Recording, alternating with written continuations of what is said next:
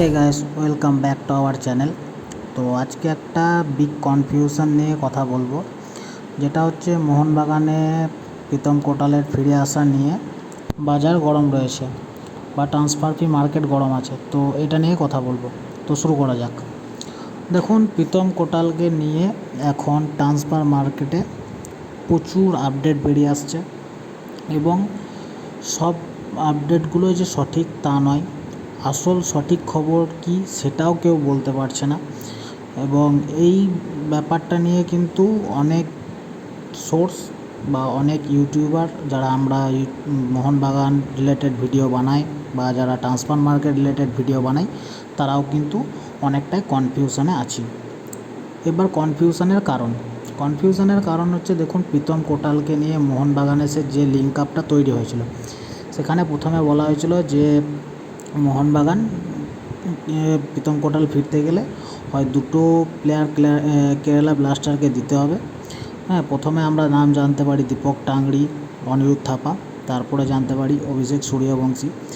পরবর্তী ক্ষেত্রে জানা যায় যে না, দীপক টাংরি এবং অনিরুদ্ধ থাপাকে দিতে চাইছে না মোহনবাগান এবং তারা ডিমান্ড, এবং কেরালার দিক থেকে তারপরে ডিমান্ড করা হয়েছে যে অভিষেক সূর্যবংশী এবং সুমিত রাঠি। কিন্তু পরবর্তী ক্ষেত্রে এটাও জানা যায় যে তারা অভিষেক সূর্যবংশীকে কোনোভাবেই ছাড়তে চাইছে না, সুমিত রাঠিকে তারা দিতে রাজি আছে। এই সব কিছু জানতে পারছিলাম আমরা মার্কাস মার্গুলার তরফ থেকে। মার্কাস মার্গুলা আরও একটা বিষয় ক্লিয়ার করছিল যে এখন তারা যে সুমিত রাঠির বদলে প্রীতম কোটালকে না নিয়ে মার্কাস মার্গুলা জানাচ্ছিল যে কেরালা একটা মোটা ট্রান্সফার ফি কিন্তু প্রীতমকে মোহনবাগানে দেওয়ার জন্য চেয়েছে। কিছুদিন আগের পর্যন্ত খবর ছিল যে না, সেই জায়গা থেকে কেরালা কিছুটা নরম হয়েছে, তার ট্রান্সফার ফি কিছুটা হলেও কমানো হয়েছে। হ্যাঁ, এবং এটা নিয়েই একটা ডিসকাস চলছে। বাট এখন রিসেন্ট টাইম খবর, বড়িয়া মজুমদার রেড স্পোর্টসের তিনি যে কর্ণধার বলে বলবে জার্নালিস্ট, তিনি এখন কনফার্ম করছেন যে না, প্রীতম কোটালকে নিয়ে মোহনবাগান ও কেরালার মধ্যে কোনো ডিসকাস হয়নি এবং প্রীতম কোটাল যে পরবর্তী দিনে মোহনবাগানে আসবে সেটারও কোনো সত্যতা নেই। তো এরকম যে কনফিউশন লাস্ট কবে আমাদের বিশ্বস্ত জার্নালিস্টদের মধ্যে কনফিউশন কবে দেখা গিয়েছিল আমি ঠিক জানি না। দেখুন, দুজনের বক্তব্যই স্বাভাবিক। মোহনবাগানে বিগত যে ম্যাচগুলো গিয়েছে সেই ম্যাচে দেখা গিয়েছে মোহনবাগান ডিফেন্স প্রচণ্ডভাবে নড়বড়ে ছিল, যেখানে আনোয়ার আলী চলে যাওয়ার পর একটা ভীষণভাবে গ্যাপ তৈরি হয়েছে। সেই গ্যাপ পূর্ণ করতে গেলে একজন ডোমেস্টিক ডিফেন্ডারকে আনতেই হবে। প্রথমে অ্যালেক্স সাজি, প্রথম প্রীতম কোটালকে নিয়ে কথা চলছিল, পরে অ্যালেক্স সাজি এবং হার্মিপং রুইবা এই রেসে ঢোকে। তারপর কালকে জানা যায় যে না, হায়দ্রাবাদ এফসি তারা অ্যালেক্স সাজিকে কোনোরকমভাবে ছাড়তে চাইছে না।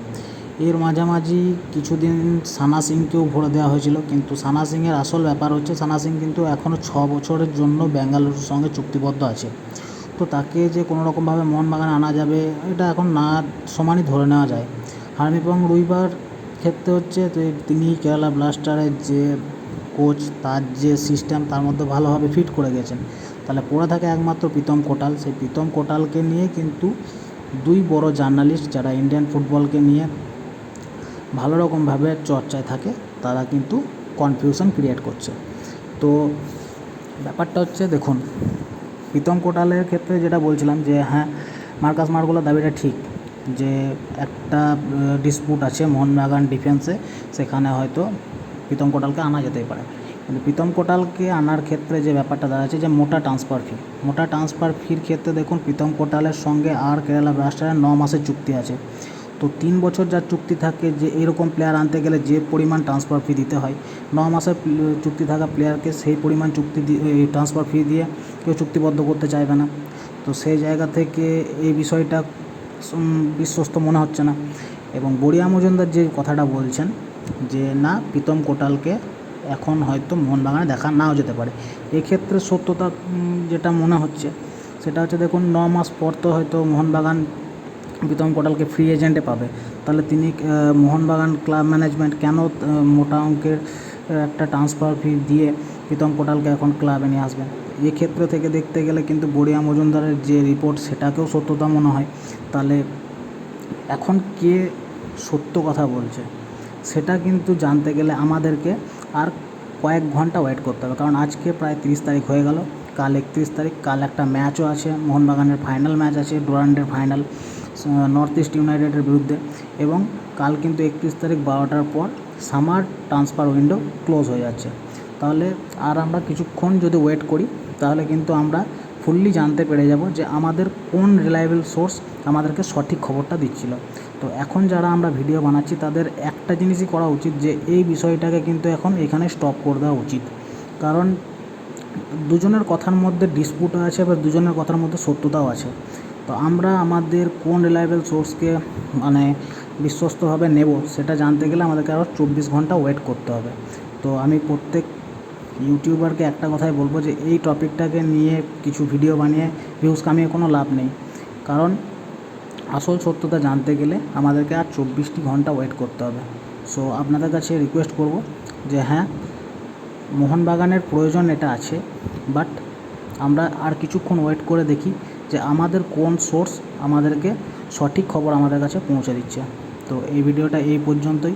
যদি ভিডিওটা ভালো লাগে তাহলে লাইক শেয়ার অবশ্যই করবেন, আর চ্যানেলে নতুন হয়ে থাকলে চ্যানেলটি অবশ্যই সাবস্ক্রাইব করবেন। ধন্যবাদ।